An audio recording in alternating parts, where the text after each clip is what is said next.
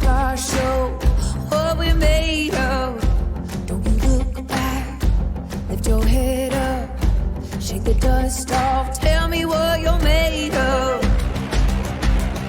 I can't hear you breathing, our lungs beating, our heart. Let's take a verse, you got something to say. It's a brand new day. It's a brand new day. It's a brand new day. It's a brand new day. When the rain falls, when the ground shakes, when the wind blows, when your heart breaks, show me sorrow, show me laughter, show me starlight, show me what you're after. I can't hear you breathing, our lungs beating, our heart. Let's get the voice, you got something to say. It's a brand new day. It's a brand new day. It's a brand new day. It's a brand new day. See the sunrise, oh, fire in your eyes, oh, it's about time we all saw you shine. It's a brand new day.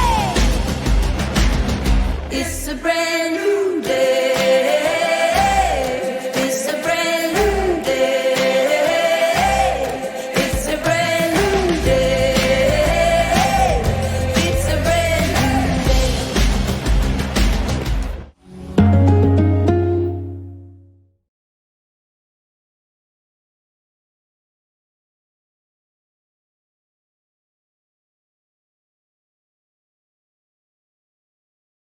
Sejam bem-vindos a mais um evento online da Sociedade Brasileira de Patologia Clínica Medicina Laboratorial.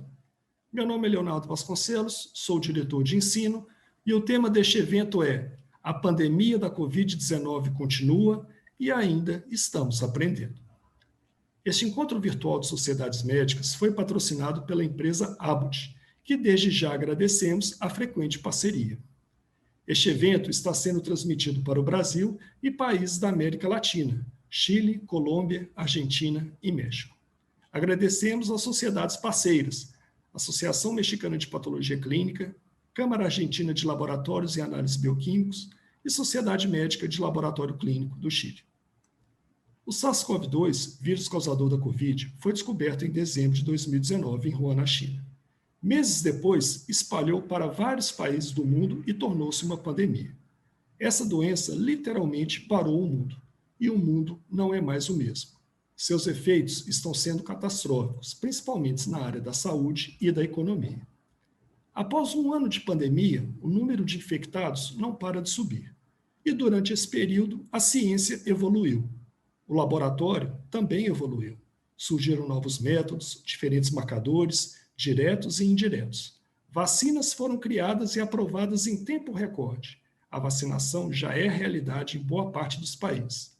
E o vírus SARS-CoV-2? Ele também evoluiu, apresentando novas variantes. É diante de todo esse cenário que convivo 3 especialistas para falar sobre as lições aprendidas com a pandemia da Covid-19. A nossa primeira convidada é a doutora Nancy Belay, que irá abordar o tema A Pandemia na América Latina, aumento de casos e as novas variantes. A doutora Nancy é médica infectologista e patologista clínica, professora afiliada à Unifesp, coordenadora de pós-graduação em vírus respiratórios, tem mestrado, doutorado e pós-doutorado em infectologia e virologia, é consultora da Organização Pan-Americana de Saúde e é membro da Sociedade Internacional de Influenza e outras doenças respiratórias. Doutora Nancy, muito obrigado pela presença. Agradeço à Sociedade Brasileira de Patologia Clínica pelo convite. Eu vou conversar com vocês sobre a pandemia na América Latina, o aumento de casos e as novas variantes. Esse mapa, nós estamos vendo o número de casos confirmados por milhão em várias regiões do mundo. É importante a gente já comentar que esse número de casos, ele provavelmente é subestimado, porque são os casos que são testados e documentados. A gente pode ver que há um impacto mais importante, com maior número de casos e maior número de óbitos nos Estados Unidos, na Índia, o Brasil, a França também, com um grande número de casos e óbitos acumulados, e na América Latina também o México, com grande número de casos. Aqui, focando mais na América Latina, aqui também o número de casos por milhão, isso é um acumulado de casos nos últimos 7 dias, e nós podemos ver aqui o primeiro ano da pandemia, as primeiras ondas, e aqui em 2021, as segundas ou terceiras ondas, em alguns países que têm um número de casos mais relevante, principalmente nesse ano de 2021. Apesar do México ser um país que tem um grande número de casos e de óbitos, nos últimos tempos a curva de novos casos tem diminuído no México, assim como a gente está vendo uma estabilização ainda num pico alto em várias regiões do Brasil. A Argentina e a Colômbia são países com uma população muito parecida em números totais, com número de casos também muito parecidos, mas tem chamado a atenção o número de óbitos e, recentemente, saiu na mídia a dificuldade da Colômbia em relação à hospitalização e leitos de UTI. Claro que esses números refletem a testagem nos países, refletem a vacinação, se está mais ou menos adiantada, e reflete também, de certa forma, as condições de serviços de saúde para pacientes mais graves, pacientes hospitalizados e número de leitos de UTI. Como eu disse, a Colômbia tem se sobressaído aí, além do Brasil, que nas últimas semanas estabilizou, com um grande número de pacientes hospitalizados. E, como nós vamos ver, existem também já algumas variantes de interesse, que são variantes em que há uma preocupação de que, em algum momento, essas variantes tenham um impacto maior em hospitalização e óbito, diferente das variantes já consideradas de preocupação, como nós vamos comentar.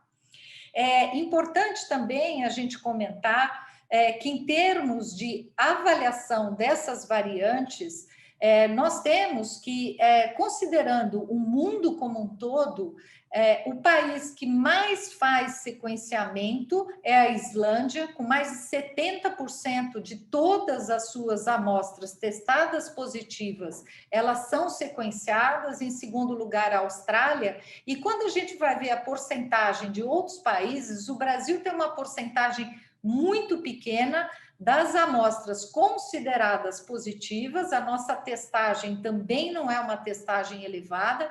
Nós temos em torno de 0,04% das amostras sequenciadas, daquelas testadas e confirmadas positivas.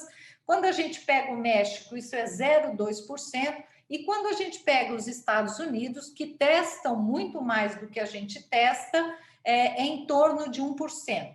Né? Então, realmente, a gente tem variantes que dominam em muitas regiões, mas nós estamos muito aquém de conhecer a diversidade evolutiva do SARS-CoV-2, principalmente nesses países com menor testagem e menor sequenciamento. Aqui eu estou mostrando o panorama da vacinação no mundo, né? Nós temos países como Israel, como Estados Unidos e Canadá, e algumas outras regiões, como Seychelles, né, que tem entre 30% e 60%, 70% da população vacinada. Chama atenção aqui na América do Sul e na América Latina o Chile, que tem 25%, desculpa, da sua população já vacinada, e com duas doses e com uma dose, pelo menos 35% da população vacinada, e o Brasil tendo aí em torno de 10% da sua população vacinada. Por que isso é importante, né?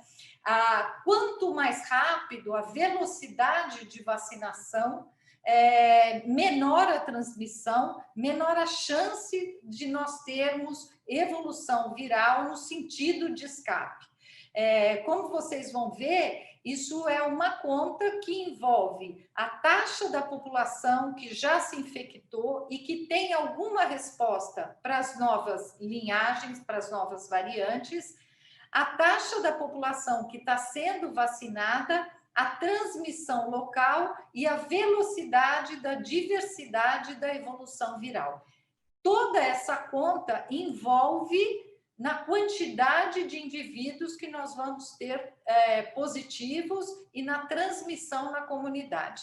Aqui eu estou mostrando como evoluiu a velocidade de vacinação, embora a gente tenha uma proporção pequena da nossa população vacinada, quando a gente olha alguns países, como eu já comentei, da América Latina, que estão com grande número de casos, a gente vê que, apesar de tudo, o Brasil tem tido aí um destaque na distribuição de doses de vacina comparado com os outros países, à exceção de alguns países como o Uruguai, como o Chile, na América do Sul. E, como eu falei, nós temos uma pressão das pessoas que já se infectaram e que, nesse momento, quando elas encontram a nova variante ou uma cepa antiga, vai haver uma resposta ou não, e esse vírus vai conseguir replicar ou não, e cada vez que ele replica, ele apresenta mais mutação. Claro que quando você tem uma proporção muito pequena de pessoas com alguma imunidade, uma imunidade parcial, ou uma boa resposta imune, indivíduos com uma boa resposta vacinal, você vai ter uma pressão contra a evolução viral.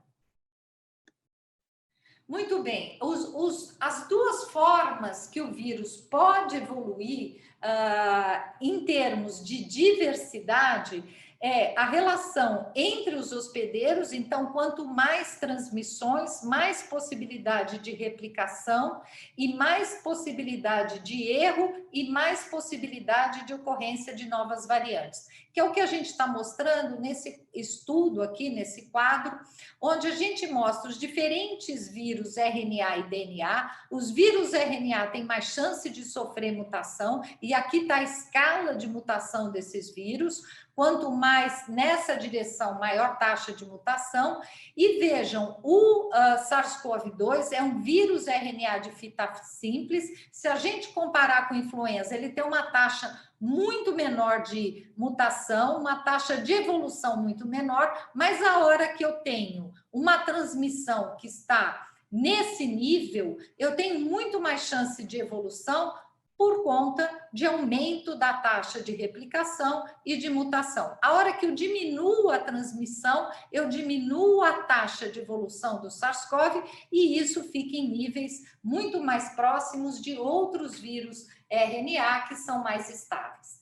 Além dessa diversidade viral interhospedeiro, né, que envolve a transmissão, nós temos também a diversidade viral no próprio paciente. E esse estudo é um estudo muito elegante, de um grupo muito importante, que inclui o professor Malik Periz, que é uma autoridade e foi muito importante durante a epidemia de SARS-CoV-1, foi um dos que descreveu o SARS-CoV-1, e o que eles observaram?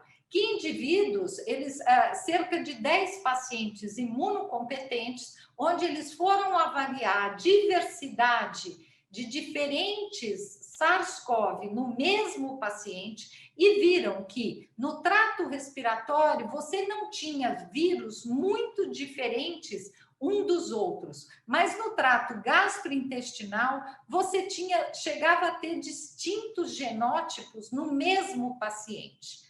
E entre os pacientes, às vezes você via essa diversidade com mutações incomuns, pacientes de diferentes hospitais, diferentes localidades, mostrando que há uma diversidade, uma evolução intrapaciente. E que essa evolução, à semelhança da evolução que nós vimos com algumas mutações por todo o mundo, o que a gente chama de evolução convergente, ou seja, em diferentes lugares do mundo, você teve evolução viral apresentando as mesmas mutações.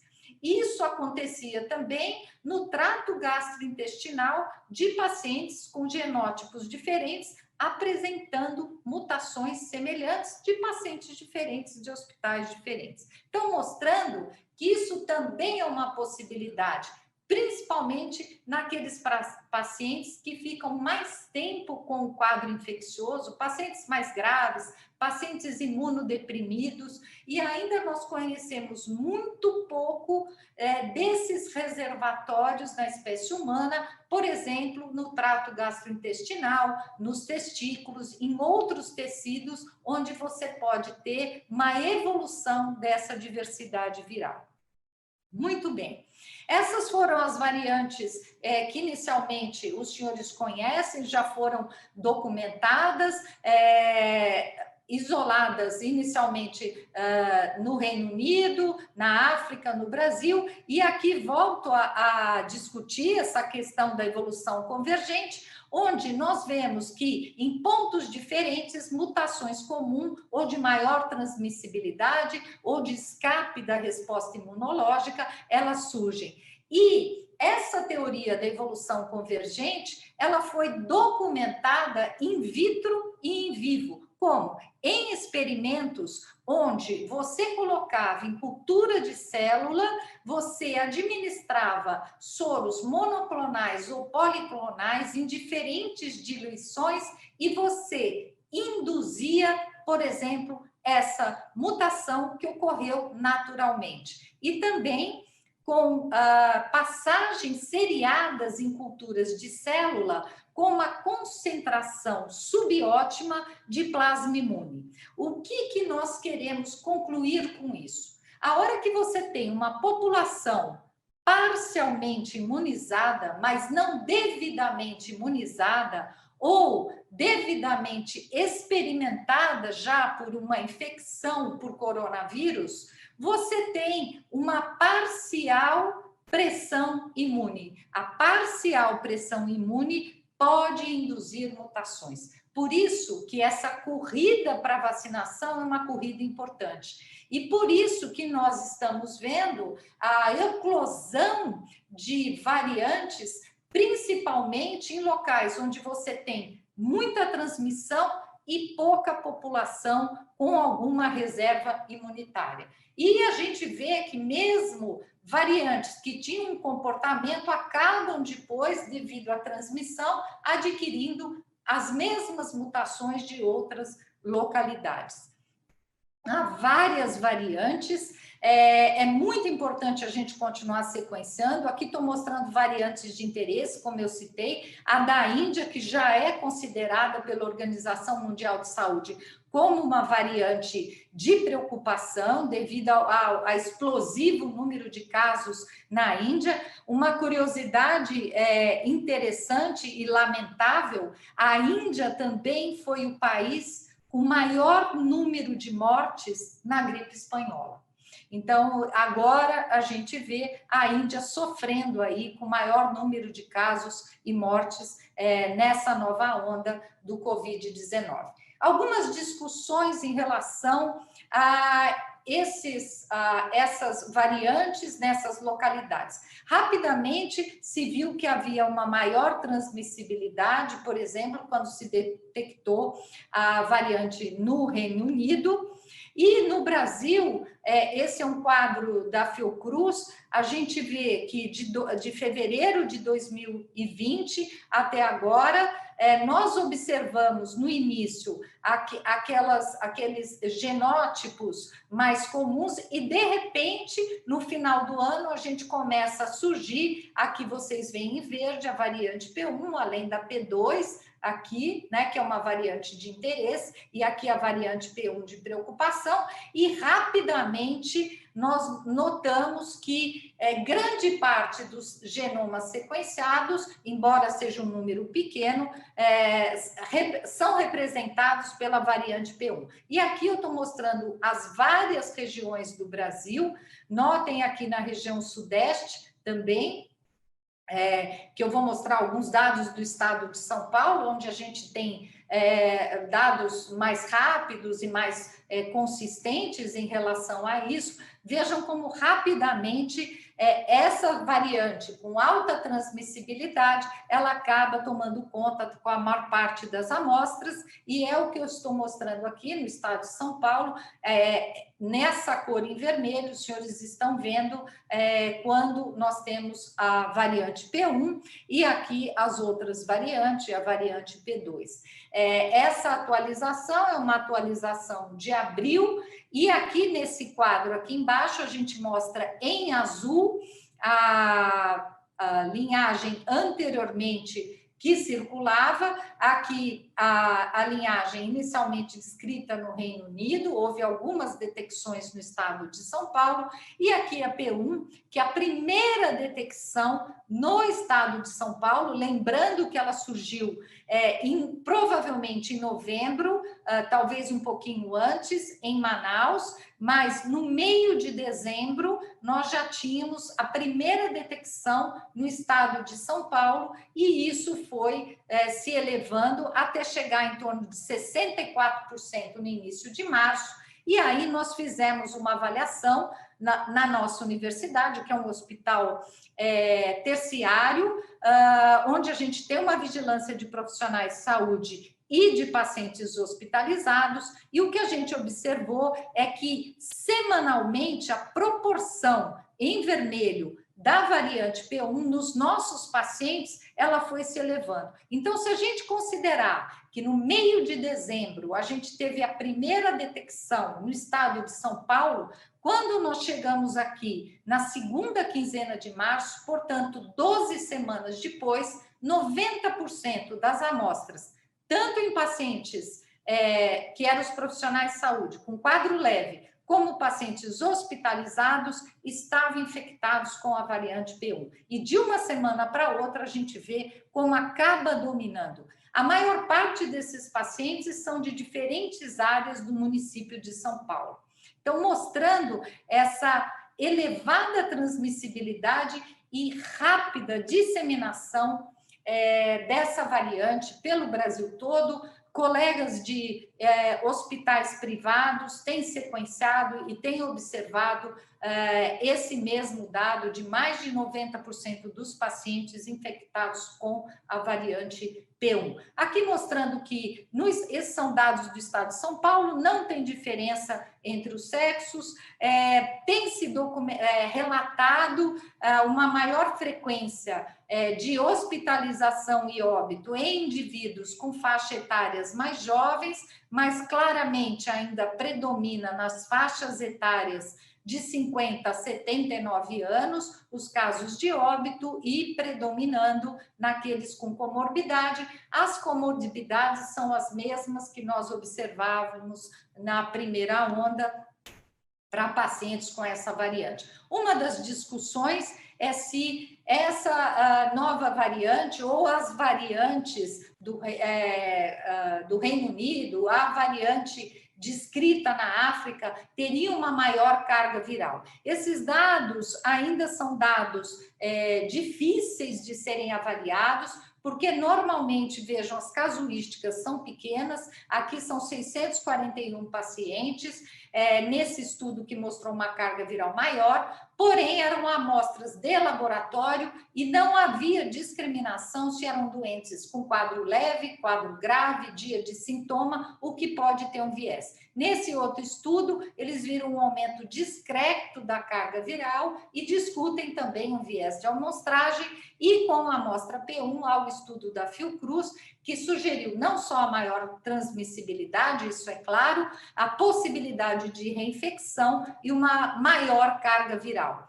Esses são os dados desse estudo. também não há uma definição importante, apesar de ter dias de sintoma, mas da expressão clínica desses pacientes. Nós sabemos que pacientes com quadros graves podem sim ter ainda, apesar de vários dias, carga viral elevada, e os pacientes no início do quadro também têm carga viral elevada. Então, isso nós temos que observar com mais cuidado, e nós fizemos uma avaliação em 2.400 pacientes hospitalizados desde o início da pandemia. Estou mostrando aqui para os senhores os valores de CT, lembrando que quanto mais elevado o CT, menor a carga viral, isso é uma inferência da carga viral, mas vejam, senhores, nós não tivemos diferença estatística em pacientes hospitalizados, mesmo depois que 90% das nossas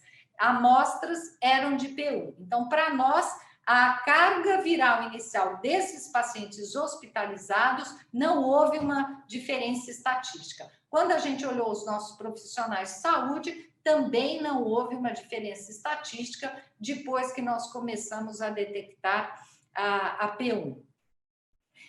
Uma dúvida que se há é: será que esses pacientes com essas variantes têm uma excreção viral mais prolongada e isso justificaria a maior transmissibilidade?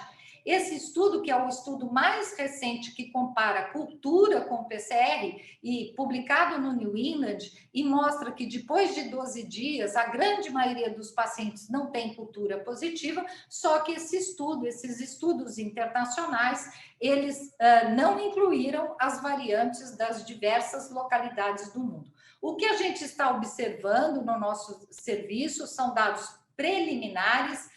Não que a carga viral inicial seja mais elevada, mas muitos pacientes hospitalizados, que eu estou mostrando aqui, eles persistem a partir da internação, e em geral são internados a partir de 5, 7 dias, os pacientes hospitalizados no SUS, eles persistem com cargas virais ainda muito relevantes por muitos dias, além do início da internação. Isso tem nos chamado a atenção, às vezes o mesmo valor de CT na semana seguinte da internação, inclusive em pacientes imunocompetentes da enfermaria. É algo que nós estamos estudando. Já indo para uma parte da questão da resposta vacinal e em relação às diferentes vacinas e às diferentes variantes, o que a gente está mostrando aqui nesse gráfico é o quanto há de redução na resposta neutralizante para cada uma dessas variantes ou dessa mutação, que é a mutação comum na variante P1, comum na variante da África e na variante que inicialmente surgiu no Reino Unido e depois apresentou essa mutação que os virologistas chamam de ERIC, que é uma mutação relacionada à diminuição da atividade de anticorpo neutralizante em relação à cultura desse vírus. O que a gente está vendo é que para algumas vacinas há uma redução, mas não uma redução tão importante, né? E esses estudos estão em andamento com as diferentes vacinas. Que há uma evolução dos coronavírus e que, dependendo dessa taxa de evolução, nós não temos possibilidade de anticorpos neutralizantes produzidos por indivíduos infectados com uma determinada linhagem no futuro não conseguir dar conta daquela infecção, isso já era conhecido com estudos com coronavírus clássicos, soroteca desses indivíduos infectados, em estudos de 8 a 17 anos depois. No entanto, agora nós temos, nesse momento, uma evolução viral muito mais rápida, porque é um vírus novo numa nova população. Por outro lado, alguns estudos têm demonstrado que mesmo os indivíduos podem ser diferentes entre si na sua resposta de anticorpos neutralizantes. Então, mesmo indivíduos que forem infectados com as linhagens mais antigas, a D614G, Muitas vezes, quando se faz estudos em placa, esses indivíduos conseguem manter uma atividade neutralizante e outros não, mesmo diante desta mutação. Então, apesar de estudos demonstrarem que há os anticorpos neutralizantes produzidos pela infecção ou pela vacina com uma liagem anterior, é possível que o comportamento dos indivíduos seja diverso. E mais, nesse estudo eles observaram que ao longo do tempo se modificava in vitro o poder de neutralização, como se os anticorpos amadurecessem. Já indo para o final da nossa apresentação, lembrando que vacina não é um passaporte de imunidade, embora isso confira uma proteção para hospitalização e óbito, mas aqui estou mostrando aos senhores alguns dos nossos profissionais de saúde que se infectaram, não tiveram quadros graves, mas vejam que a carga viral desses profissionais de saúde vacinados e infectados é uma carga viral elevada. E esses indivíduos podem, sim, transmitir o vírus. E temos já relatos na literatura de indivíduos vacinados, indivíduos que têm anticorpos neutralizantes contra as diferentes linhagens e ainda assim se infectaram. Nós temos que aprender muito ainda sobre a resposta imunológica com o Covid e com as novas variantes. E aqui estou mostrando como essa resposta de anticorpos pode ser muito diferente.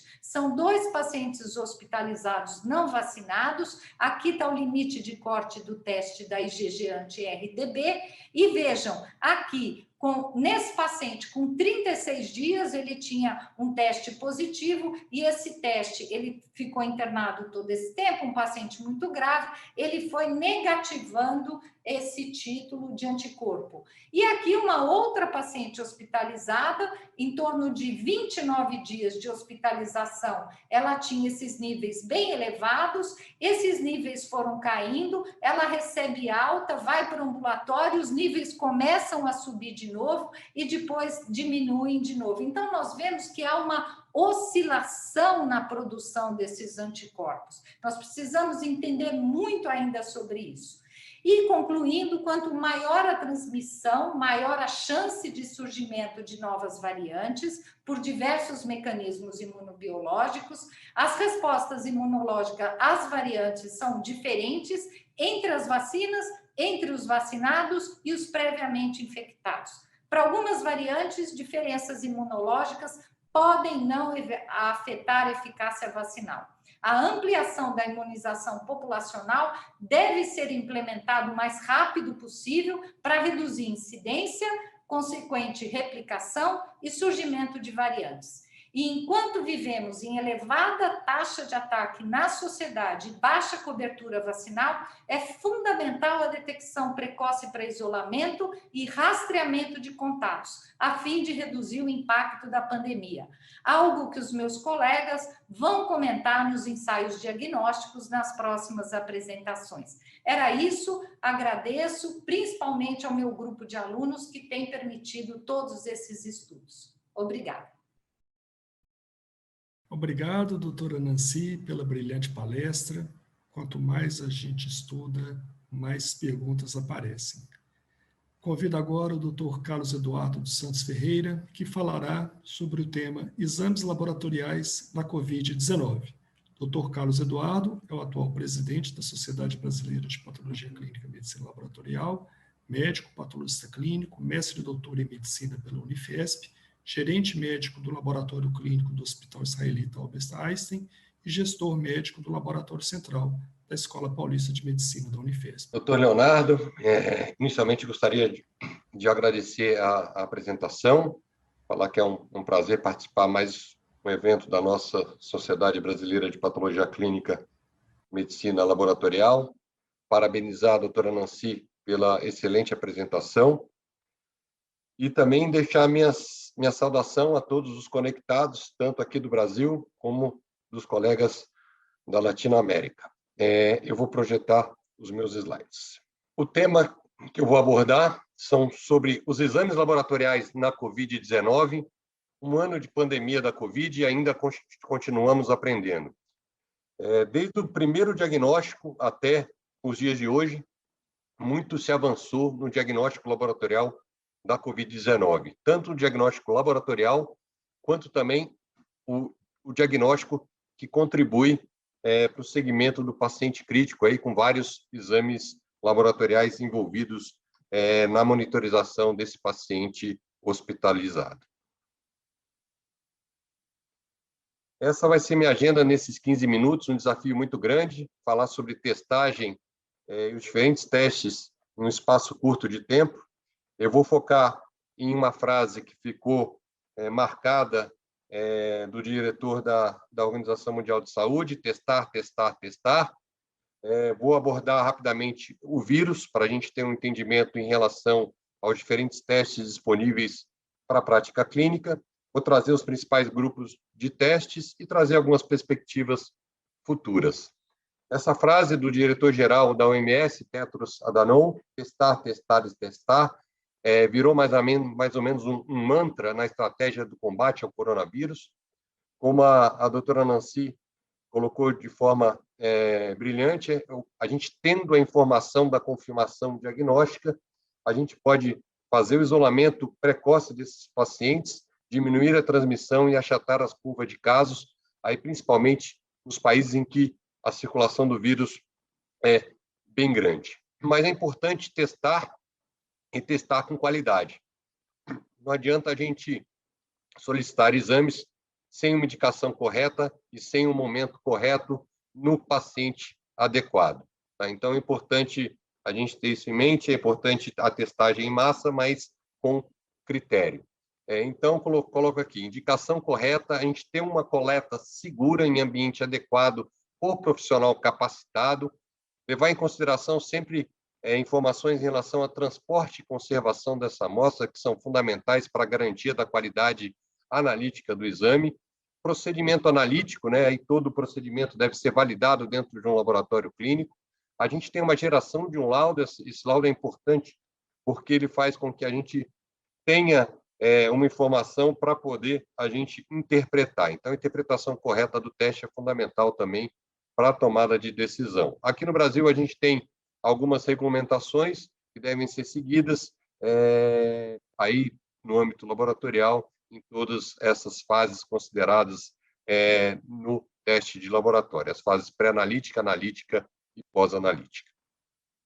Esse é o vilão de toda a história, o coronavírus.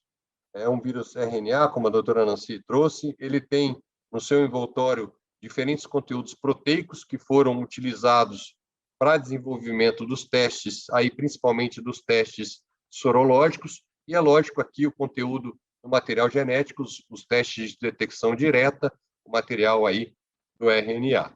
Aqui do lado vocês podem observar, é lógico que o vírus ele não sobrevive fora da célula, ele precisa entrar no seu hospedeiro para ter sua replicação, e aqui o SARS-CoV-2 com o receptor ACE2, permitindo que ele entre dentro da célula humana e realize sua replicação. Esse é o principal slide que eu trago na minha apresentação. Eu separo em dois grandes grupos de testes para o diagnóstico da Covid-19, testes de detecção direta do material genético do vírus ou metabólicos, e, por fim, um segundo grupo de testes para avaliação da resposta imune.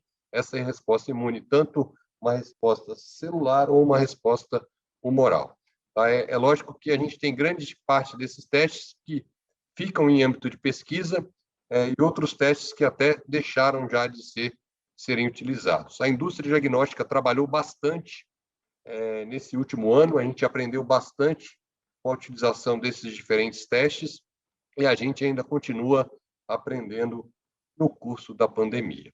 Dos testes de detecção direta, o primeiro e um dos principais testes para o diagnóstico, o RT-PCR, ele foi utilizado inicialmente com uma metodologia in-house, com primers específicos. A partir daí, toda a indústria diagnóstica trabalhou no desenvolvimento de kits comerciais para a realização do PCR, isso garantindo uma melhor padronização dos métodos e também um ganho de velocidade na realização dessa técnica na identificação do SARS-CoV-2. Tá? Então, o PCR, a partir do momento que a gente tem kits comerciais, incluindo testes rápidos de liberação, aí hoje a gente tem painéis de liberação não só com o coronavírus, com o novo coronavírus, mas com outros vírus respiratórios, que em 1 hora a gente consegue determinar o diagnóstico. Outras técnicas que foram utilizadas aí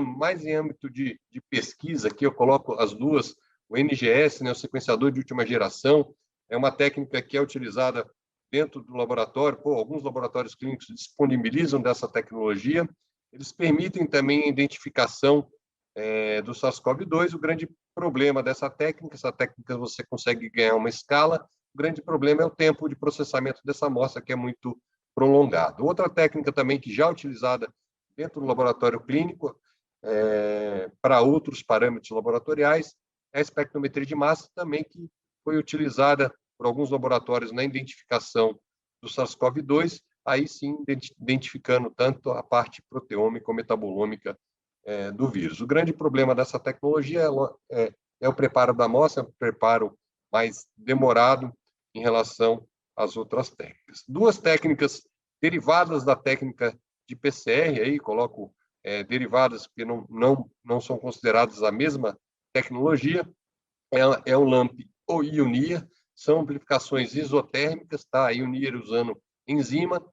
Essa técnica permite a utilização de outras amostras, aqui a mais utilizada é saliva, tá? Em relação à técnica de LAMP. A técnica de NIA também utiliza amostras de naso e orofaringe, e assim como a técnica de PCR também permite a utilização de diferentes outras amostras. Eu vou conversar um pouquinho em relação ao PCR. Seguindo no curso da pandemia, a indústria disponibilizou testes de detecção do antígeno, esse aqui ganhando bastante relevância, principalmente em locais que a gente não consegue ter acesso ao teste de PCR, que é considerado padrão ouro, tá? É um teste imunocromatográfico, com uma sensibilidade muito boa, é lógico, não comparado ao PCR, mas que tem uma especificidade de praticamente 100%. Por fim, a doutora Nancy falou bastante das variáveis dos vírus. Essas variáveis são identificadas através da genotipagem do vírus pelos sequenciadores de última geração. Vale ressaltar que essas genotipagens são possíveis quando a gente tem uma concentração viral elevada. É lógico que CTs superiores a 35 a gente não consegue realizar essa genotipagem com sucesso. Do outro lado, testes para avaliação da resposta imune humoral e celular, os testes de detecção de anticorpos, aqui o doutor Chebavo deve abordar basicamente aí os testes de avaliação pós-vacinais. A gente teve uma febre dos testes imunocromatográficos, os testes rápidos no início da pandemia. Esses testes acabaram contribuindo um pouco para o diagnóstico. É lógico, depois, com o avanço desses testes para as plataformas automatizadas, os testes com melhores desempenhos, né? Os testes automatizados, eles apresentam uma acurácia melhor. Aí eu coloco a quimiluminescência, a eletroquímio e outras tecnologias derivadas da técnica de ELISA. Com o avanço da pandemia e a chegada das vacinas, ensaios específicos contra a proteína spike foram desenvolvidos, tá? Espícula 1, S1, ou mesmo contra a parte mais externa anti-RBD. Teste para avaliação de neutralização de anticorpos, os testes de neutralização também já estão disponíveis. Esses testes se simulam in vitro aqueles anticorpos que têm a capacidade de impedir que o vírus entre na célula. Testes de neutralização em placa, aqui utilizados inicialmente em banco de sangue para identificar potenciais doadores de plasma. Esses testes são os testes padrão ouro para avaliação da neutralização. Painéis de diferentes tipos de anticorpos, também ainda restrito em alguns laboratórios. E, por fim, testes para avaliar a resposta celular já também estão sendo desenvolvidos. Importante, eu apresentei grande parte dos testes que estão disponíveis. É importante saber a indicação para os testes, né, a finalidade dos testes diagnósticos. Eu coloquei aí o PCR como um teste padrão ouro para o diagnóstico. E esses testes eles podem ser utilizados aí, de maneira geral, os testes de laboratórios, na prática clínica para confirmação diagnóstica, exclusão diagnóstica, monitoramento de uma determinada doença, estadiamento, prevenção e predição. Tá? Aqui, praticamente, dos testes de Covid-19, a gente utiliza os testes para confirmação, exclusão diagnóstica e, dependendo de alguma situação, a gente pode utilizar para monitoramento. Os testes eles podem ser utilizados para inquérito epidemiológico e, aí sim, a utilização em pesquisa básica e pesquisa clínica de maneira ampla. Esse slide traz a vida do teste de laboratório. Tá? Todos os testes aqui vocês podem extrapolar também para os testes de SARS-CoV-2, né, o teste da Covid-19, desde a descoberta da molécula, desenvolvimento de métodos, a validação desses testes pela indústria diagnóstica, a aprovação pelos órgãos regulatórios, aqui no caso, no Brasil, a Anvisa, Estados Unidos, a FDA, e órgãos europeus, validação nos laboratórios clínicos, um processo bem importante, a disponibilização do teste para a prática clínica. Aqui, praticamente, a gente tem uma grande parte de testes disponíveis já para a prática clínica para a Covid-19, né? Eu citei grande parte deles no slide sobre os grupos de testes. E, por fim, esses testes eles devem receber aqui no Brasil um código de uma tabela específica, a incorporação na nossa Agência Nacional de Saúde Suplementar e, por fim, a aprovação para a utilização do Sistema Único de Saúde. Entrando especificamente nos dois grandes grupos de testes, o RT-PCR, o teste padrão ouro para o diagnóstico, onde foram feitos os primeiros diagnósticos, a partir do primeiro dia de sintomas, o ideal é entre o segundo e o quinto dia. As amostras de eleição são secreções de naso e de orofaringe. Outras amostras também podem ser utilizadas na identificação do vírus. Aqui eu trago alguns pacientes, eles não acabam, a gente acaba não conseguindo reproduzir o vírus em secreção de naso e orofaringe. As fezes são um material importante onde a gente consegue recuperar bastante o vírus. Na China foi utilizado bastante o swab retal na identificação do vírus. A saliva está sendo utilizada por PCR, agora principalmente em crianças, para evitar o desconforto da coleta em secreção de naso e orofaringe. É importante da coleta no PCR, o transporte e armazenamento são fundamentais para melhor sensibilidade.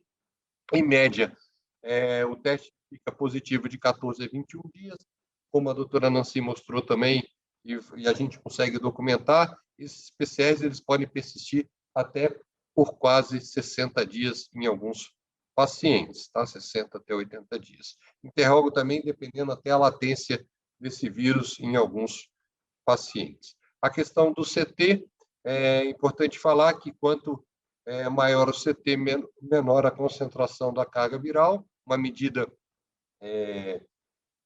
indireta dessa variação da carga viral. É lógico que CTs menores, uma concentração maior da carga viral.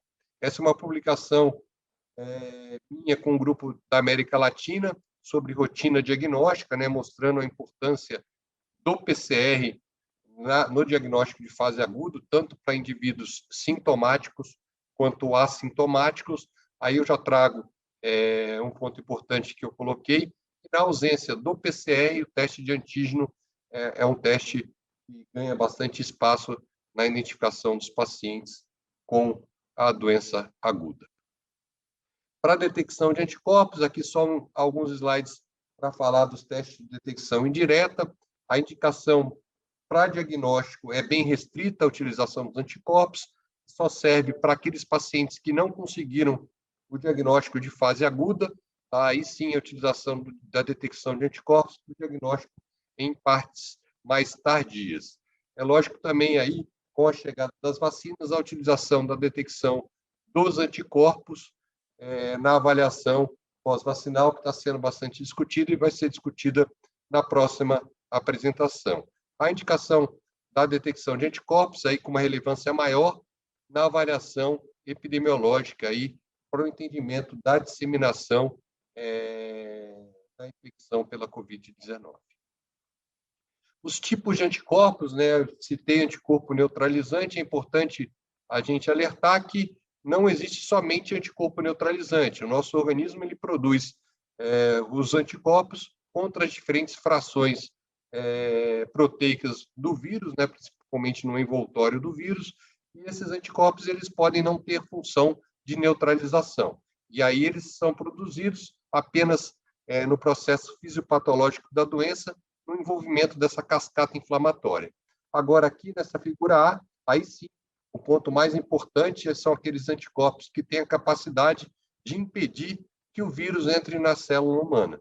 Tá? Então, esses que têm a maior importância no controle da infecção, da disseminação da doença.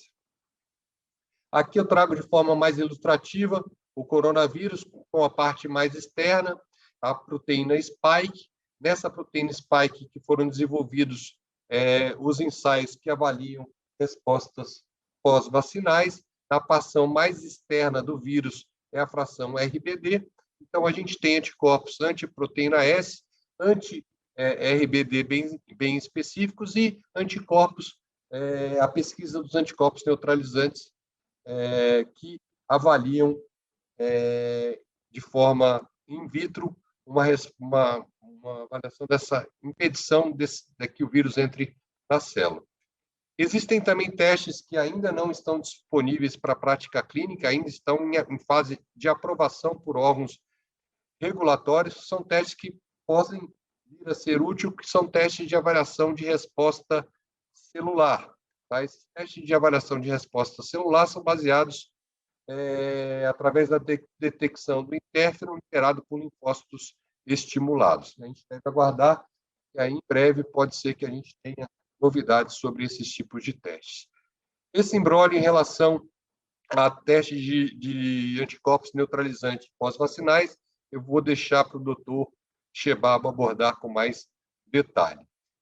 Trago também, aí no ano de aprendizado, a Sociedade Brasileira de Patologia Clínica contribuiu bastante com a avaliação de diferentes kits comerciais em diferentes metodologias. Tá? Esses dados estão publicados nesse site, onde a indústria, de forma voluntária, se disponibilizou a fornecer kits que foram avaliados em vida real pelos laboratórios clínicos do país.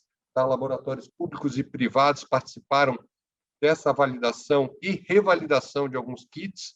Essa iniciativa foi em parceria com outras sociedades, tanto no Brasil quanto sociedades internacionais. Eu deixo algumas perguntas presentes e perspectivas futuras, né? A gente ainda está em curso o nosso aprendizado. O vírus se tornará sazonal? Qual a periodicidade da vacina? Né? Essa é uma pergunta que todos acabam fazendo. E se esses testes pós-vacinais serão mesmo necessários tanto para avaliação da resposta B como para a resposta celular. E daí eu acabo terminando minha apresentação e levantando aí a bola para o doutor Shebab discutir um pouquinho mais esses testes pós-vacinais e trago a minha mensagem que a única coisa que não muda é que tudo muda.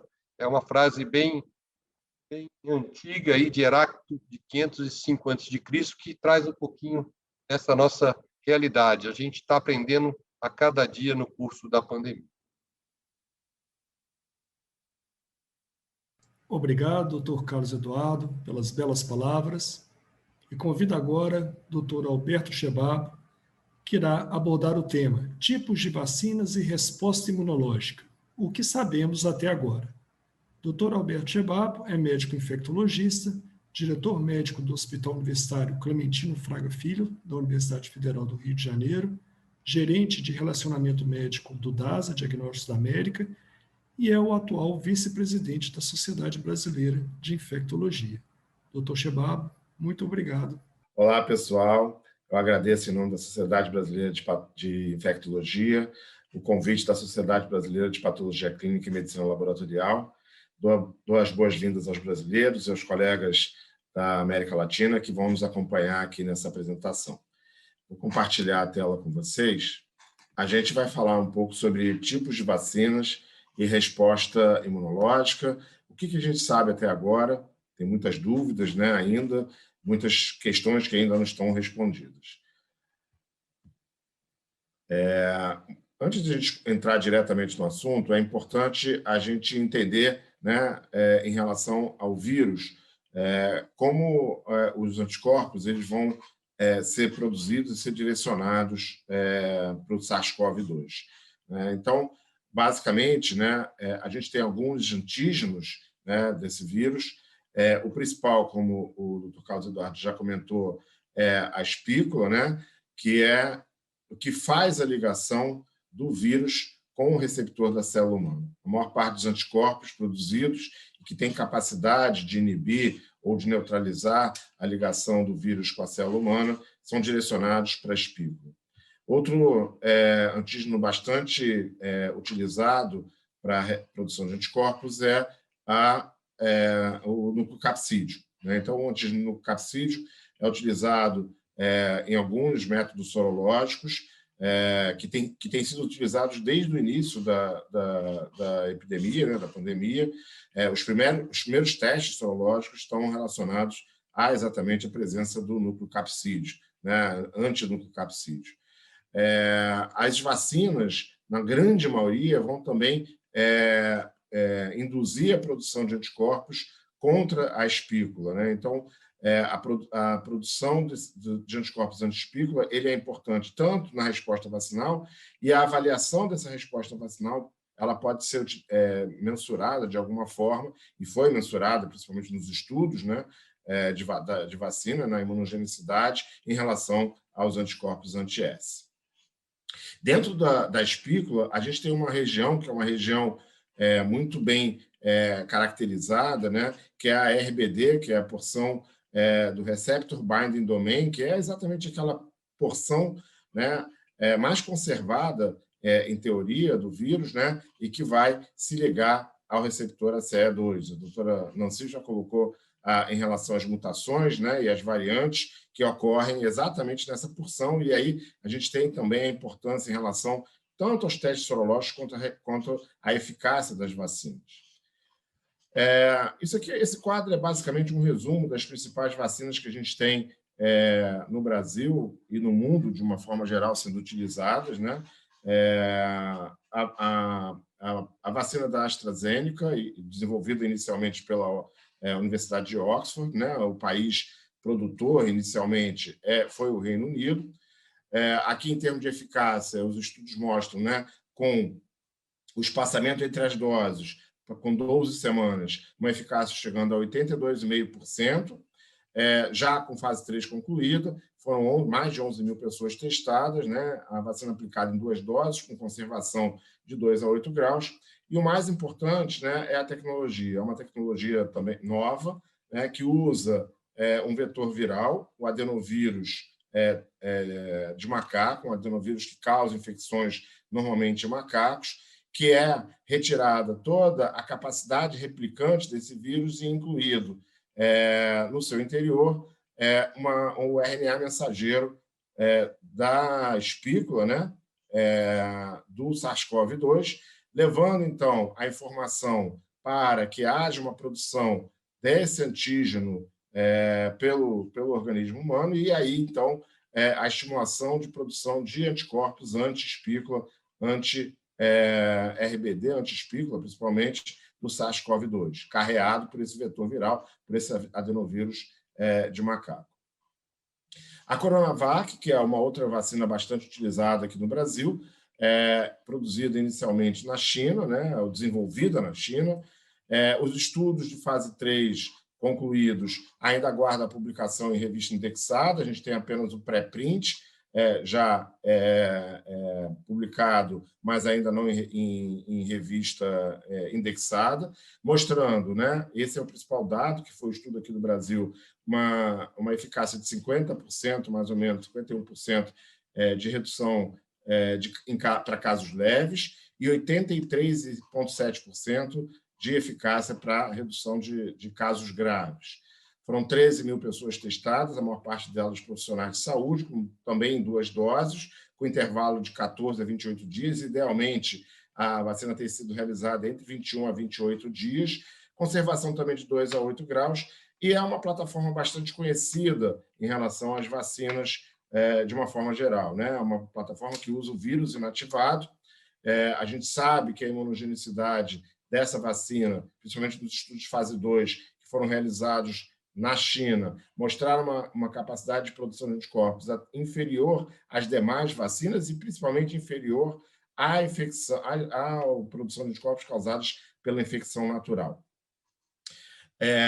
A outra vacina, que é uma vacina com uma tecnologia também nova, a vacina da Pfizer-BioNTech, né, uma junção da americana Pfizer com o desenvolvimento de uma empresa BioNTech alemã, 95% de eficácia em estudo de fase 3 já publicado, e atualmente a gente já tem, inclusive, dados de estudo populacional em Israel mostrando uma eficácia muito semelhante, uma efetividade, na realidade, muito semelhante à eficácia que a gente viu nos estudos de fase 3.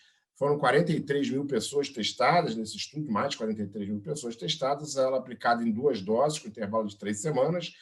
A necessidade, né, de conservação a menos 70 graus, podendo ser conservada a menos 20, mas aí com utilização no máximo 4 semanas. Uma vacina de RNA mensageiro, né, em que leva esse RNA mensageiro à produção também da espícula, né, do antígeno de espícula, levando, então, a estímulo de produção de anticorpos anti-espícula pelo organismo humano. A Moderna, com uma tecnologia muito semelhante, também desenvolvida nos Estados Unidos, com 94,5% de eficácia, também já com fase 3, com 30 mil pessoas testadas, já publicada, concluída e publicada, 2 doses, conservada a menos 20 graus, e uma tecnologia semelhante, como eu falei, da Pfizer-BioNTech, também de RNA mensageiro. A outra vacina que a gente tem de utilização, inclusive em alguns países aqui na América Latina, é a Sputnik V, da Rússia. A eficácia publicada em estudo ainda interino de fase 3, com 92% de eficácia. Há ainda a necessidade de publicação do estudo finalizado.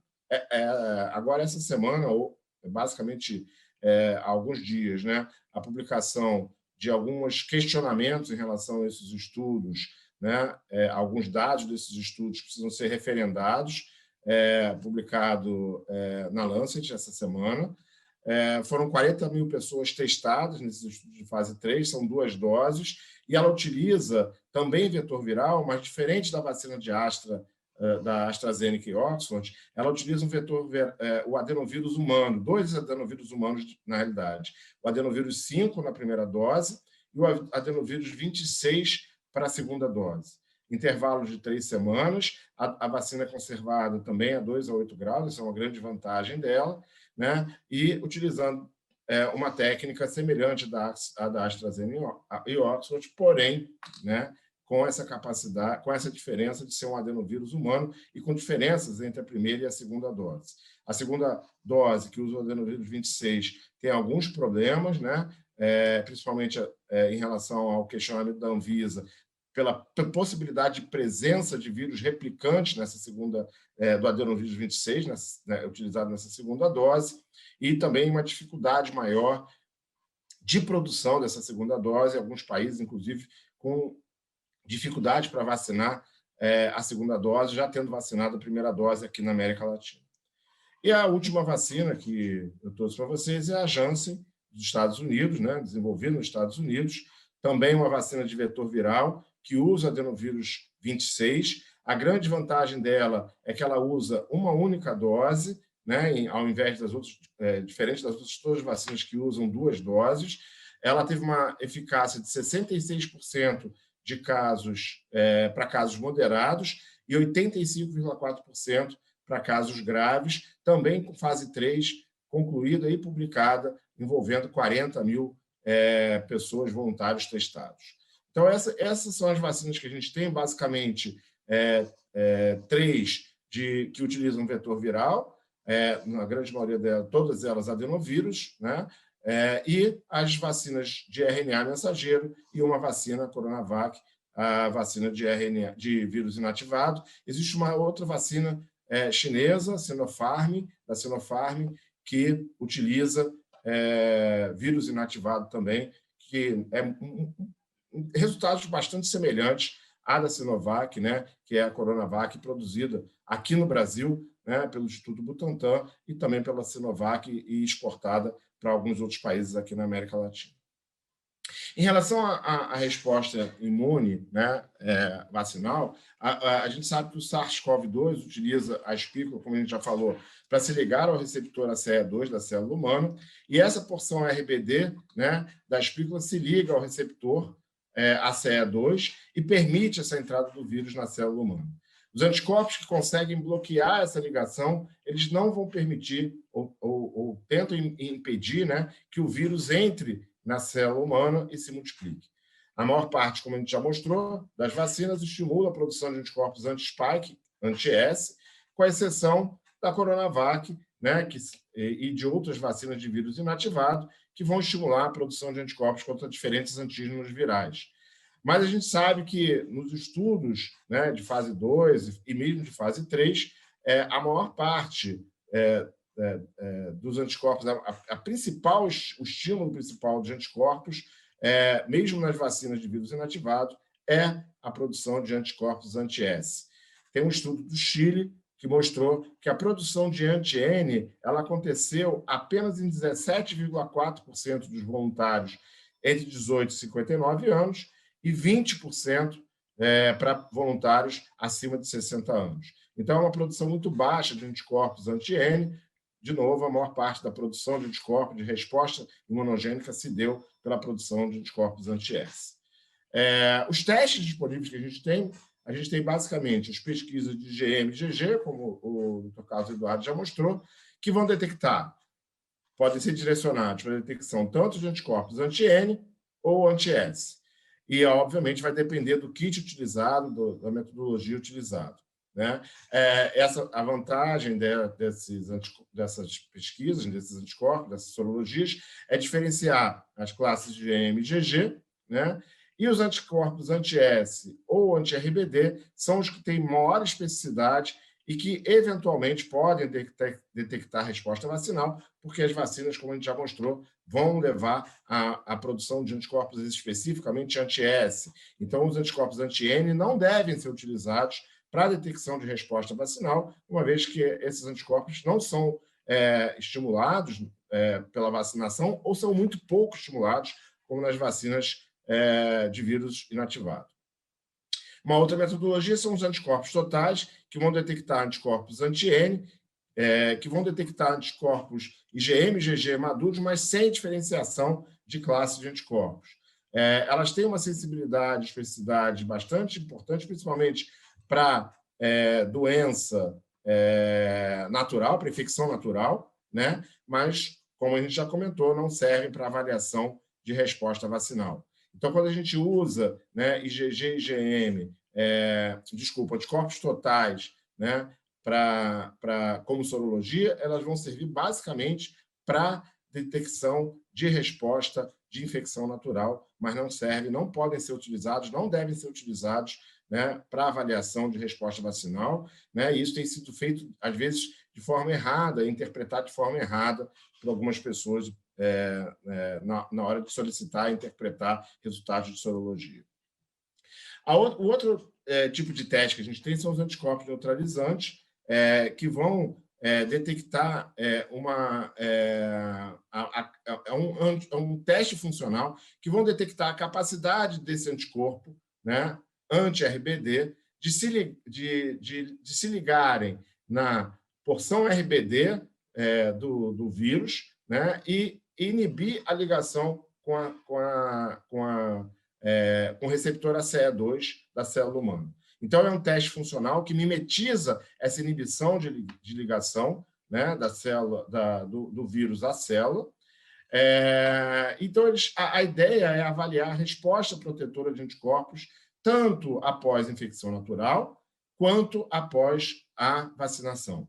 Quanto maior o percentual de neutralização, maior é a capacidade de proteção desses anticorpos, né? Na questão da resposta vacinal, a gente ainda não tem estudos validando a utilização desse teste para avaliar a resposta vacinal. Em teoria, ele vai apresentar uma melhor performance que os testes sorológicos simples, obviamente, principalmente em relação aos anti-N, mas também, de alguma forma, em relação aos anti-S, mas a gente vai ver que as sorologias anti-RBD, elas parecem ter uma boa correlação também com capacidade de neutralização. Então, em relação aos testes funcionais de anticorpos neutralizantes e a realização de sorologias anti-RBD, né, ambas têm uma capacidade de neutralização, principalmente comparadas com o teste padrão ouro, que é a neutralização em placa. O grande problema e a grande limitação, né, é que não há, até o momento, correlato de proteção definido para os testes de neutralização e também para os anti-S, anti-RBD. A presença de anticorpos neutralizantes no momento da realização do teste não significa uma atividade protetora de longa duração. Quanto tempo vai durar essa proteção? Ninguém sabe responder essa pergunta. O fato de uma pessoa, naquele momento, ter anticorpos protetores não significa que ela, daqui a 1 ou 2 ou 3 meses, ela vai continuar com essa proteção. Não há estudos de validação em relação à resposta vacinal. Por avaliar anticorpos direcionados à porção anti-RBD da espícula, provavelmente ela se correlaciona com uma proteção quando presentes após a vacinação. Então, eu posso dizer que realmente há uma resposta vacinal. Porém, um teste negativo não significa ausência de resposta vacinal, porque a gente tem outras formas de resposta, principalmente a resposta celular, que não vão ser avaliadas por esse teste. E a outra questão é qual o valor, né, que vai ser realmente um correlato de proteção. Qual o percentual adequado que vai manter uma proteção de longa duração? A gente também ainda não tem essa resposta.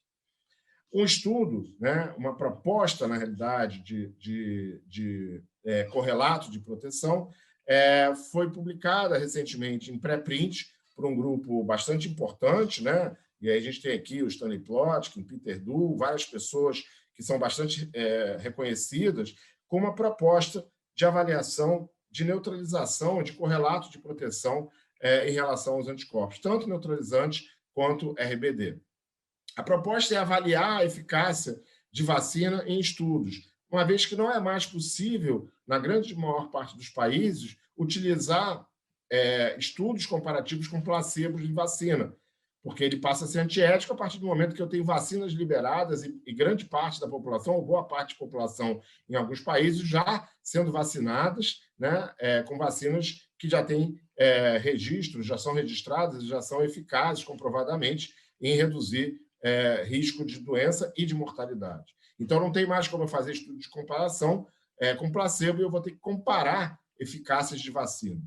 Correlação de anticorpos IgG, anticorpos neutralizantes com eficácia de estudos já publicados. E aí a recomendação desse grupo é padronizar os ensaios, calibrando esses ensaios utilizados nos estudos com estudos de plasma de convalescente. Uma vez que os estudos vacinados, as sorologias vacinadas nos diferentes estudos, elas foram muito diferentes, né? Metodologias muito diferentes de um estudo para outro, né? Então, ele avalia a eficácia utilizando uma razão geométrica dos títulos das vacinas com o plasma de convalescente, né, já em estudos publicados. E uma proposta de padronização desses testes, inclusive levada à Organização Mundial de Saúde, e definição de um valor de correlato de proteção para prevenir doença sintomática e, se possível, um correlato de proteção para prevenir infecção assintomática e também doença grave. E aí, assim, eu conseguiria comparar diferentes vacinas, né, em relação aos diferentes desfechos.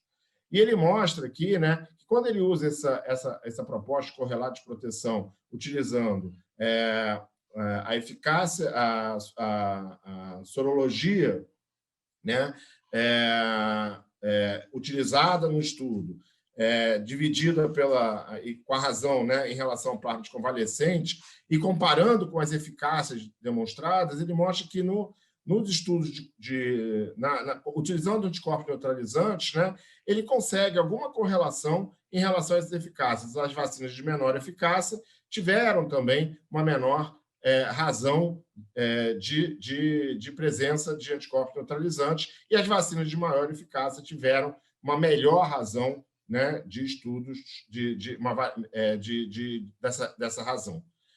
E Porém, quando ele utiliza os estudos de ELISA e IgG anti-spike, e principalmente anti-RBD, ele mostra uma correlação até melhor em relação com essa eficácia, né? Mostrando que, possivelmente, né, se a gente conseguir padronizar essas metodologias, né, com diferentes produtores, a gente vai conseguir ter um correlato de proteção adequado para avaliação desses estudos vacinantes. E, para finalizar, eu vou mostrar um estudo, né, e que mostra que os anticorpos neutralizantes podem ser utilizados como correlato de proteção. É um estudo que avaliou, e isso aqui não é vacinal, uma resposta vacinal, uma resposta por infecção natural, mas avaliou um barco de pesca, um surto num barco de pesca, né, em que todas as pessoas, esses barcos grandes que saem, né, isso foi feito em Seattle, que saem e ficam meses no mar, em que todas as pessoas foram testadas previamente antes de embarcarem para a viagem, né, para saírem para o trabalho. Foram 120 tripulantes testados antes de embarcarem, 6 tripulantes tinham anticorpos dosados, IgG, né, sendo que desses 6, metade tinha anticorpos neutralizantes, e a outra metade, esse IgG, não tinha atividade neutralizante. Durante a viagem, houve um surto de Covid-19, né? E dos 6 tripulantes que tinham IgG prévio, apenas os 3 que tinham anticorpos neutralizantes não adoeceram, né? E aí, a gente vê aqui, né, que de todos os que que foram infectados, nenhum dos infectados tinha anticorpo neutralizante. E apenas 3, né, dos que tinham anticorpo neutralizante não se infectaram. Quando ele avaliou a população que não tinha anticorpo neutralizante, né, 103 se infectaram e 14 não se infectaram, né? Então, há uma diferença estatística em termos de proteção com os anticorpos neutralizantes bastante importante, mostrando que os anticorpos neutralizantes aparentemente são um correlato, né, de proteção. A presença de anticorpos neutralizantes é um correlato de proteção em relação à infecção pelo SARS-CoV-2, uma taxa de ataque de 86%, né, nesse barco de pesca, onde as pessoas ficam durante muito tempo. Esse barco teve que voltar para o porto 18 dias depois de ter zarpado, porque um dos tripulantes estava doente e doente grave, e aí eles precisaram retornar ao porto, e essa população foi toda estudada com PCR e com acompanhamento durante algumas semanas. Então, como conclusão, as vacinas para a Covid-19 têm se mostrado eficazes em reduzir casos graves. As vacinas estimulam principalmente a resposta de anticorpos anti-S. Ainda não há correlato de proteção para os diferentes testes sorológicos. A melhor forma de avaliação de resposta vacinal é o impacto na redução de casos e de casos graves em estudos populacionais, como a gente já tem agora na Inglaterra, no Reino Unido, de uma forma geral, em Israel, que são os países que tiveram maior vacinação, e agora alguns estudos saindo também dos Estados Unidos. Os anticorpos anti-RBD e o ensaio de anticorpos neutralizantes têm sido utilizados para avaliação individual de resposta humoral à vacinação, mas, de novo, né, com todas aquelas limitações que a gente colocou na apresentação. Esses testes serão fundamentais nos estudos de novas vacinas para a Covid-19, uma vez que a gente não vai ter como comparar com placebo esses novos estudos, essas novas vacinas que estão sendo desenvolvidas. Era isso, e mais uma vez eu queria agradecer ao convite. Muito obrigado, doutor Chebabo, pela excelente palestra. Eu tenho certeza de que o público gostou bastante. Gostaria agora de convidar, então, todos os nossos palestrantes, né, para o bate-papo. Nós temos aqui algumas perguntas, né, e fica aí à vontade. Eu vou direcionando as perguntas, mas vocês ficam à vontade também para completar. Inicialmente, para a doutora Nancy Belay. Doutora Nancy, as vacinas atuais, elas dão coberturas para as novas variantes? Essa foi uma pergunta bastante colocada. Então, quando a gente fala em cobertura, né, vacinal para algum agente infeccioso, a gente tem que entender o que a gente está definindo como cobertura. Então, por exemplo, para a influenza, que é uma doença respiratória viral, que a gente conhece há muito tempo, produz vacina há muito tempo, o que a gente espera daquela vacina? Diminuir o impacto em hospitalização e óbito.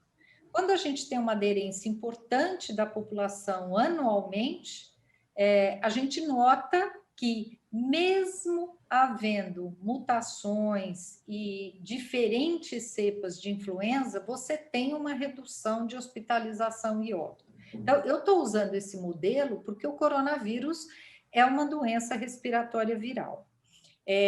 A gente não sabe muita coisa.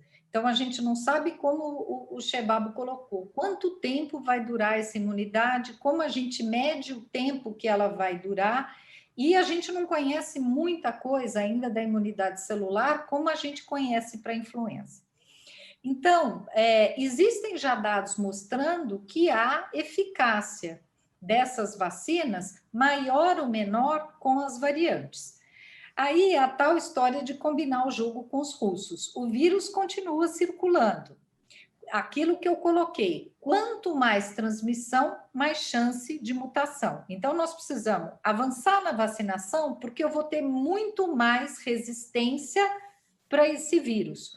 O vírus também chega uma hora que o fitness, a replicação dele pode começar a ficar prejudicada. Aí também cai a transmissão pelo comportamento viral. Então, é possível que, mesmo com essa primeira geração de vacinas, se eu vacinar muita gente, eu diminua o número de transmissões, diminuo hospitalização e óbito, se esse é o meu objetivo, e é o objetivo inicial dessa vacinação em massa.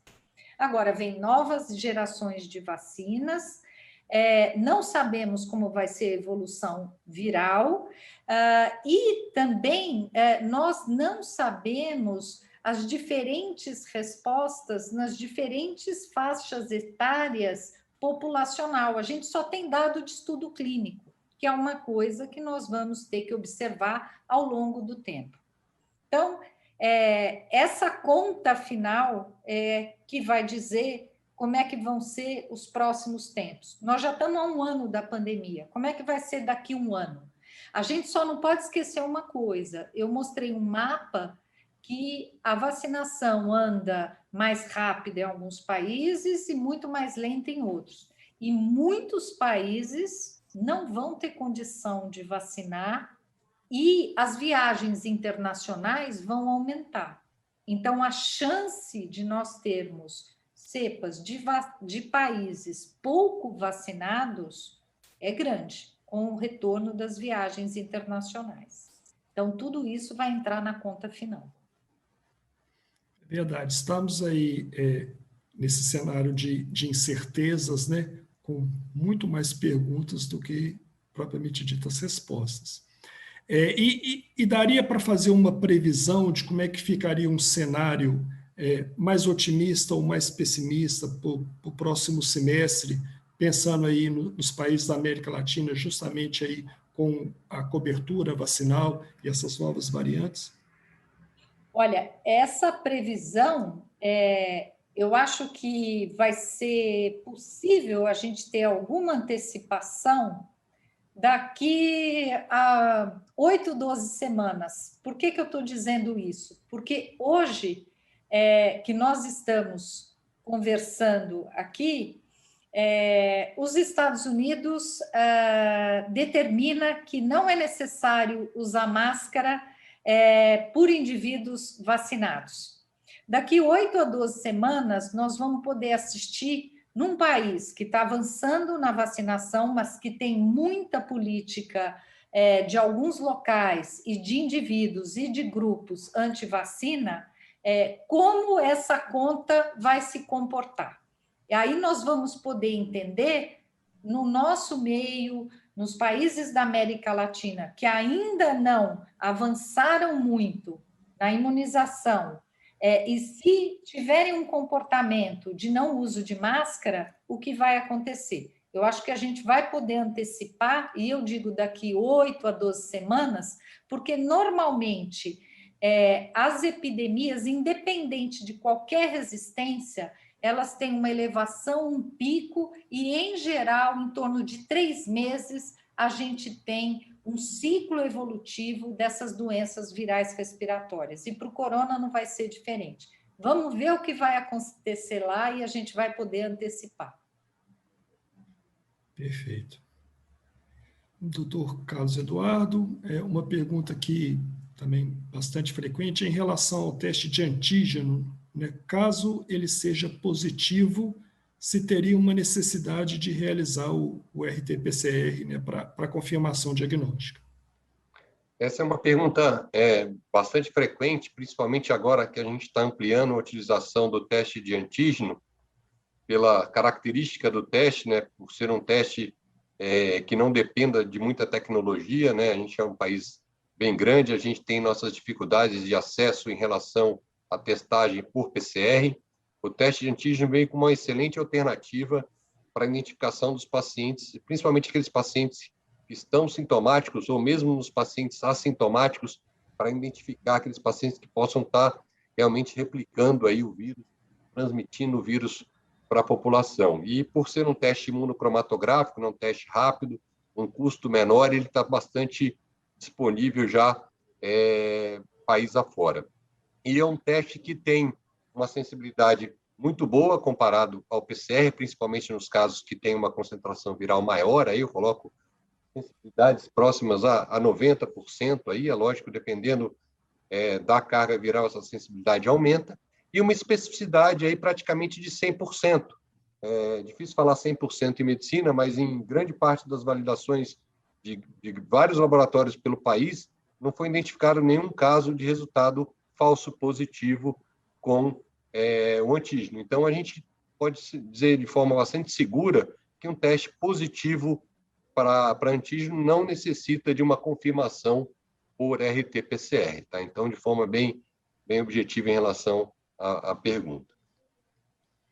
Perfeito. E com relação aos testes dos anticorpos neutralizantes, né, que também é uma outra novidade, o Albert Shebab abordou, né, alguns papers da literatura mostrando aí uma relação com o prognóstico clínico. Eu queria saber da sua visão, o que a gente pode esperar, né, desses anticorpos neutralizantes? Então, esses testes pós-vacinais aí colocam não só os anticorpos neutralizantes, mas os IgGs, ou anticorpos totais também contra a proteína S. A gente está com os testes já disponíveis, né? A gente coloca, é importante falar, os testes eles não têm uma indicação formal, como o Shebab colocou. A gente tem os testes disponíveis para a prática clínica, é lógico, as pesquisas avançando, a gente começa a ganhar mais evidências em relação à utilização deles, mas vale uma informação importante, eu coloquei a vida do teste de laboratório, são testes que têm aprovação de órgãos regulatórios, já estão validados nos laboratórios clínicos, é lógico que no caminho natural é aguardar as evidências aí para uma diretriz de utilização mais específica. A gente não sabe, de repente a gente vai precisar do teste para indicar a periodicidade de vacina, a gente ainda vai aprender no curso da pandemia. Só para trazer uma publicação recente, em mais uma evidência aí para contribuir nos correlatos de imunização, uma publicação da Nature, agora no mês de maio, que trouxe a informação de que quem produz precocemente os anticorpos neutralizantes nos pacientes que fizeram doença intermediária e grave, tem uma menor mortalidade. Então, é um efeito aí protetor. E aqueles pacientes que produzem tardiamente esses anticorpos, eles estão mais suscetíveis apresentam uma maior mortalidade em relação àqueles que produziram mais precocemente. Então, a gente vai juntando essas informações, o Shebab trouxe aí o relato do barco pesqueiro, a gente vai juntando essas informações e ganhando mais essas evidências. Perfeito, boas perspectivas. Essa aqui agora para o Shebab, né, você abordou na sua palestra, mas a gente pode tentar definir o que é melhor para a resposta vacinal, se é o anti-RBD ou os anticorpos neutralizantes? Dá para apostar em alguma ou ainda é muito cedo? Então, eu acho que, na realidade, a gente vai acabar evoluindo para o anti-RBD. Eles realmente mostrando essa correlação adequada com neutralização em placa, né? E também com esse teste funcional de anticorpos neutralizantes, a vantagem do anti-RBD é que ele é um teste mais simples de ser realizado, um teste automatizado, então você consegue fazer em larga escala, né? Diferente do anticorpo neutralizante, que é um teste funcional, mais trabalhoso, não é automatizado, né? Nenhum laboratório vai conseguir oferecer isso em uma escala muito grande. Então, e certamente os anti-RBD, anti-S, vão ter um custo menor, até para essa capacidade de escala, né? Então, eu acho que, confirmando realmente, eu acho que isso vai acontecer, né, dessa correlação boa com a capacidade de neutralização, e a partir do momento que a gente tiver uma correlação, um correlato de proteção adequado, esses testes vão acabar substituindo os testes de anticorpos neutralizantes, né? Então, eu realmente acho que o que vai ficar mesmo, né, em termos de testagem, de sorologia, vão ser os anticorpos anti-RBD, né, que vão ser muito mais baratos, fáceis e disponíveis para a gente fazer em ampla escala, né? E aí, pegando um gancho aí, Shebab, na sua colocação, e até mesmo aí tendo essa evidência em relação a ficar com esses testes anti-S, anti-RBD, a gente conseguir fazer um correlato entre eles, isso vai ser também importante de forma quantitativa para a gente ter uma avaliação igual entre os diferentes ensaios, né? A gente tem que caminhar para isso. Eu acho também que isso é um outro desafio aí para todo o campo de pesquisa, tentar equalizar essas informações entre os diferentes ensaios anti-S, anti-RBD, como você colocou. Eu acho que isso é um desafio que fica aí para os próximos meses. Exatamente. Essa é a proposta, né, daquele trabalho que eu apresentei, né, e, inclusive uma proposta levada à OMS, discutida atualmente na OMS, até porque a gente vai precisar desses ensaios padronizados nos testes de vacina, né, nos próximos testes, nos testes das novas vacinas. Então, certamente isso isso já é um tema de preocupação, né, porque cada laboratório desenvolveu a sua própria tecnologia, o seu próprio teste, e eles não são padronizados entre si. Então, você não consegue avaliar. E isso é outro problema que a gente tem visto, às vezes, no laboratório. É uma pessoa pegar o teste de um determinado fabricante, feito num laboratório, e fazer um teste depois de um outro fabricante num outro laboratório e querer comparar esses testes. Hoje não dá para a gente fazer isso, né? Porque os testes têm metodologias diferentes, técnicas diferentes e resultados completamente diferentes e não comparáveis. Uma outra dúvida que surge com relação à periodicidade das vacinas. O Covid, muito provavelmente, veio para ficar. Estamos agora começando a vacinação. Existe algum teste, existe algum marcador que poderia tentar determinar essa periodicidade? Olha, na realidade, o que a gente vai ter são esses marcadores de imunogenicidade, mas, de novo, eles não são os únicos marcadores que a gente vai poder avaliar. Eu acho que mais do que o marcador, né, vai ser os estudos mostrando a eficácia da vacina. Claro que a gente vai seguir também a produção de anticorpos, né? Então, a tendência a gente já está vendo, né? A Pfizer, por exemplo, fez um estudo mostrando que em 8 meses houve uma pequena queda, mas com uma manutenção de imunogenicidade desses anticorpos, né? Mas, junto com isso, a gente vai ter que ter também o acompanhamento de eficácia, né? A própria Pfizer já tem se pronunciado em recomendar uma terceira dose depois de 8 meses da primeira dose, né, da vacinação. É possível que a gente precise realmente de uma terceira dose dessas vacinas e até de reforços que possam acontecer a cada ano, um ano e meio, 18 meses. A gente ainda não tem isso, até porque a gente não tem esse tempo de segmento, né? Então, esse conhecimento ainda está sendo construído, ainda está sendo avaliado. Então, mais alguns meses, a gente vai ter uma noção melhor, um conhecimento melhor da evolução, tanto da eficácia dessas vacinas com o tempo, e cada vacina provavelmente vai ter uma eficácia diferente, cada tecnologia vai ter uma eficácia diferente, uma durabilidade diferente e uma necessidade de novas doses, né? E a gente vai ter que entender qual vai ser essa eficácia, qual vai ser a necessidade doses de reforços e de quanto em quanto tempo essas doses de reforço vão ter que ser realizadas. Mas não há dúvida de que a gente vai precisar ter novas doses dessas vacinas acontecendo de tempos em tempos. Perfeito. Agora, aqui, para a gente finalizar, nós estamos chegando ao final do nosso evento. Bom, um ano pós-pandemia, aprendemos muito em todas as áreas, na virologia, no laboratório, na infectologia, na parte clínica, e continuamos ainda aprendendo. Vão surgindo novas perguntas. E aí eu gostaria, né, de vocês, do campo da virologia, do laboratório, da infecto, tentar pontuar, se possível, teve tanta coisa durante esse um ano, aquilo que chamou mais atenção dentro da área de vocês. Né, assim, para a gente poder dar uma mensagem final, né, para o público que está assistindo e também, possivelmente, uma mensagem de otimismo. O que ficou mais de evidente no laboratório, na virologia e na infectologia clínica, né, com esse um ano pós-pandemia.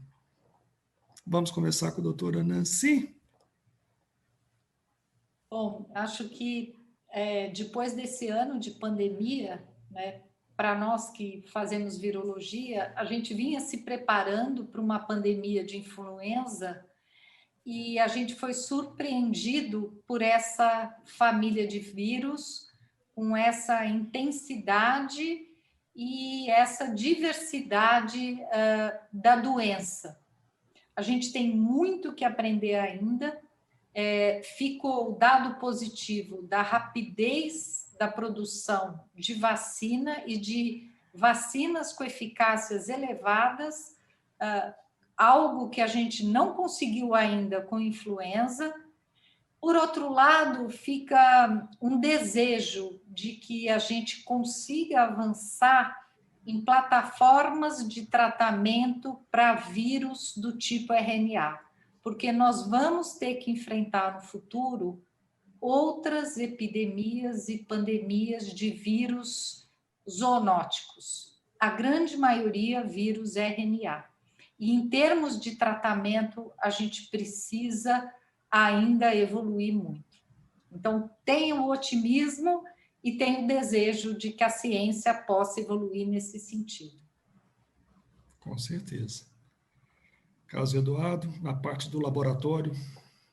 Já aproveito para deixar meu agradecimento aí, a excelente mesa de discussão.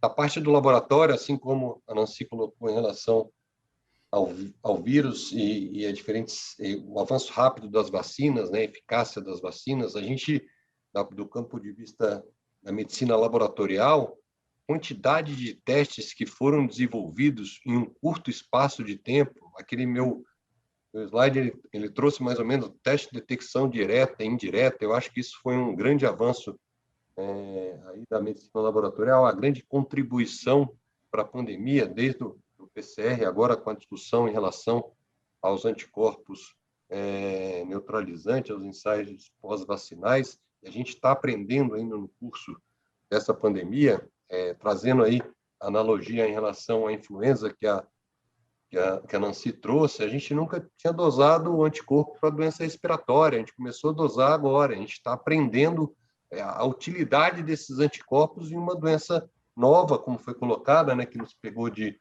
surpresa, uma doença viral sistêmica, né, com uma grande repercussão e impacto aí em mortalidade. Então, essa mensagem, eu acho que muito foi produzido nesse ano, eu acho, em relação aos diferentes testes, a gente aprendeu no curso da pandemia, e eu acho que a gente ainda, até o final do ano, vai ter muita novidade aí em relação à testagem. Acho que é isso. Um grande abraço a todos. Perfeito.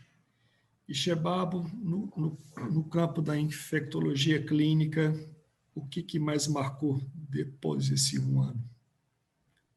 Bom, acho que o que mais marcou, né, primeiro a nossa capacidade de entender, né, e de aprender, né, rapidamente como esse vírus ele causa doença, a diversidade de apresentações clínicas, né, desse vírus, o desenvolvimento de testes, rapidamente, de testes sorológicos, de vacina, né, de conhecimento que a gente teve. Realmente foi uma pandemia que a gente diz que foi uma pandemia que a gente acompanhou em tempo real no mundo inteiro, com informações, às vezes até exageradas, né?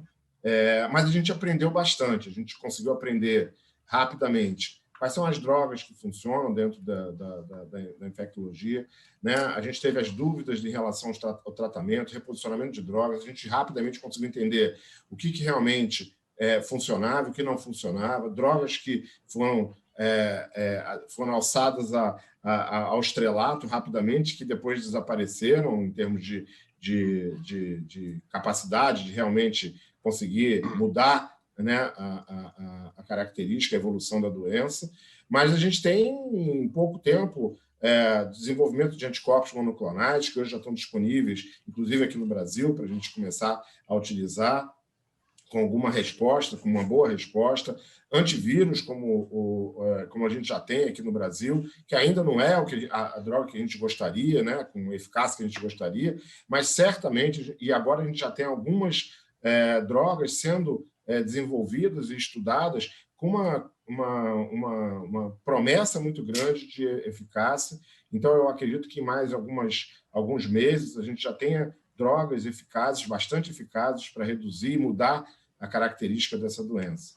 E isso mostra como a ciência ela respondeu rapidamente, ela dá as respostas, ela tem o tempo dela, e eu sempre termino falando a mesma coisa.